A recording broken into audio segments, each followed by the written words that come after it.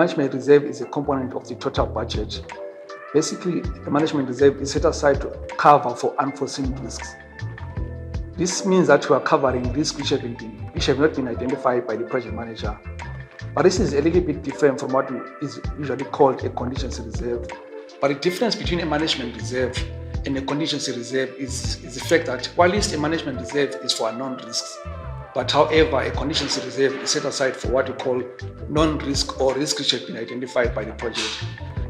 So how then do we come up with a management reserve? For us to be able to come up with a management reserve, we have to look at the total project budget. So for us to come up with a total project budget, we have to use what we call cost aggregation to calculate the project budget.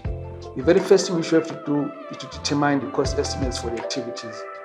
After you've determined the cost estimates for the activities, you're then able to determine what we call a contingency reserves. And the best practice called that often use 10% of cost estimates for us to come up with a contingency reserve. You then do what we call a cost baseline. A cost baseline is a combination of a contingency reserve plus the cost estimate. After you have a cost baseline, then you can be able to calculate a management reserve. Management reserve is determined by the management, and best practices are used to calculate that. After that, you can have what we call the project budget, which is a combination of a cost baseline and a management reserve. The purpose of the management reserve is to provide a cushion for the project manager so that they can have the flexibility to deal with unexpected events or changes without compromising the project's overall budget. By having a management reserve in place, project managers can mitigate the impact of risks and uncertainties on the project schedule, budget, and quality.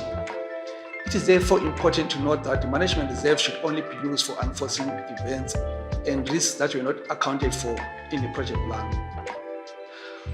Project managers should carefully document any use of the management reserve and ensure that it is used in accordance with the project management plan and organizational policies.